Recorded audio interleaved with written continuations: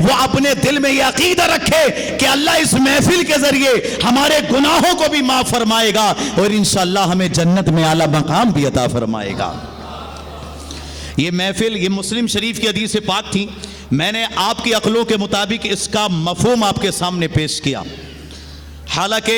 حدیث پاک میں یہ بھی آتا ہے کہ اللہ رب العالمین جس کو اپنا ولی بنا لیتا ہے پھر عالم یہ ہوتا ہے، اللہ فرماتا ہے میں اس کی آنکھ ہو جاتا ہوں جس سے وہ دیکھتا ہے، میں اس کے کان ہو جاتا ہوں جس سے وہ سنتا ہے، میں اس کی زبان ہو جاتا ہوں جس سے وہ بولتا ہے، میں اس کے ہاتھ ہو جاتا ہوں جس سے وہ پکڑتا ہے، میں اس کے پاؤں ہو جاتا ہوں جس سے وہ چلتا ہے۔ یعنی کہ نگاہ جو ہوتی ہے وہ ولی کی ہوتی ہے لیکن دیکھنا خدا کا ہوتا ہے، کان ولی کے ہوتے ہیں سننا خدا کا ہوتا ہے، زبان ولی کی ہوتی ہے مگر کلام خدا کا ہوتا ہے۔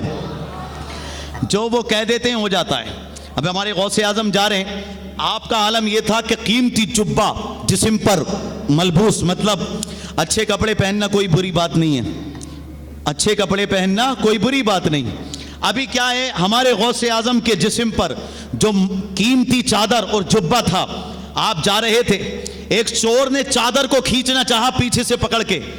کہ یہ ہزاروں درہم کی چادر ہے، اگر میرے ہاتھ آ جائے تو کتنا اچھا ہوگا۔ اس نے جیسے ہی چادر کو پیچھے سے پکڑا چور نے، ادھر وہ چادر چرانے کے لیے کھینچنا چاہتا تھا، ادھر ہمارے غوث اعظم کے ہاتھ اٹھ جاتے ہیں اور عرض کرتے ہیں یا اللہ، اس نے تیرے بندے عبد القادر کا دامن پکڑ لیا ہے، اب قیامت تک اس کے ہاتھوں سے چھوٹنا نہیں چاہیے۔ حالانکہ اس نے پکڑا کس لیے تھا؟ چرانے کے ارادے سے، لیکن ہمارے غوث اعظم نے دعا کیا